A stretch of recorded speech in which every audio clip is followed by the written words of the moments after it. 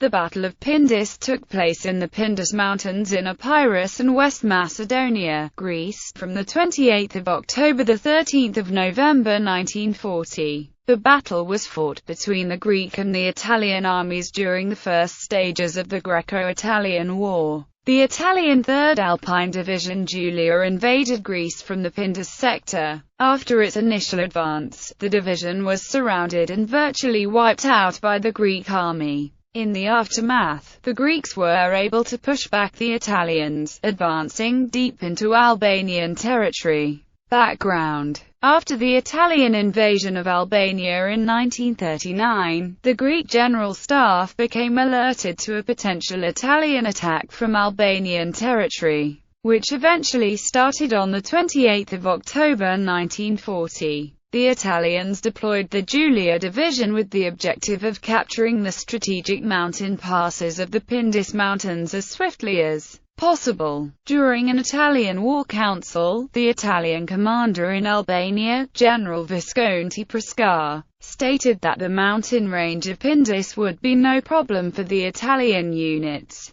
and foresaw no difficulty in getting his divisions straight to Athens, like a modern Hannibal. The Greeks divided the theatre of operations into the sectors of Epirus and Macedonia linked by the Pindus detachment. The Pindus detachment under Colonel Konstantinos Davakis was deployed along a 35-kilometer line in the Pindus mountain range. Battle. The primary objective of the Giulia Division was to advance towards the Pindus mountain range and to capture the strategic pass at the town of Metsovo. This move would have a crucial effect on the outcome of the battle, since it would break the Greek supply lines and separate the Greek forces in Epirus from those in Macedonia. The Giulia Division managed to cover 40 kilometers of mountain terrain in icy rain and captured the village of Vovusa, but couldn't reach Metsovo. On the 2nd of November, Davakis was gravely wounded during a reconnaissance mission near Forca. However, it had become clear to the Italians that they lacked the manpower and the supplies to continue in the face of the arriving Greek reserves. On November 3, the Italian spearhead, after the initial advance, was surrounded from all sides.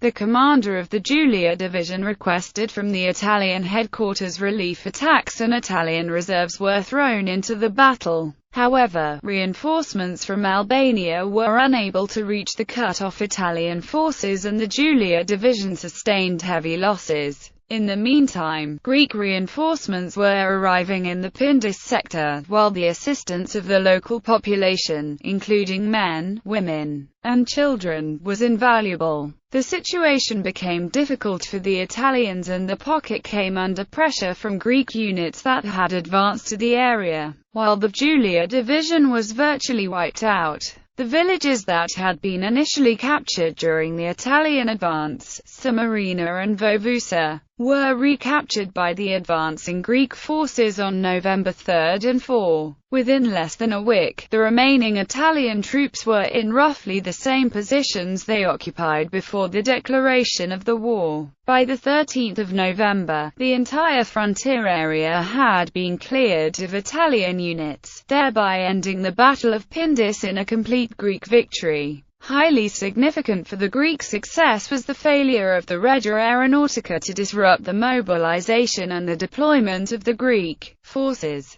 Due to this factor, the geographical and technical obstacles faced by the Greeks to transport men and material to the front proved surmountable. Aftermath. As a result of the failed invasion, the Giulia Division lost 5,000 men. After the successful Greek defense in Pindus and Elachalamas sectors, the Greek forces were able to push back the Italians, advancing deep into Albanian territory. It has been argued that the assistance provided by the local women during the conflicts was crucial to the outcome of the battle. The women of the surrounding villages assisted the Greek forces in several ways, while their most important contribution was the transportation of guns, food, clothes and other important supplies to the front. Since vehicles could not reach the battlegrounds due to bad weather conditions and rough roads,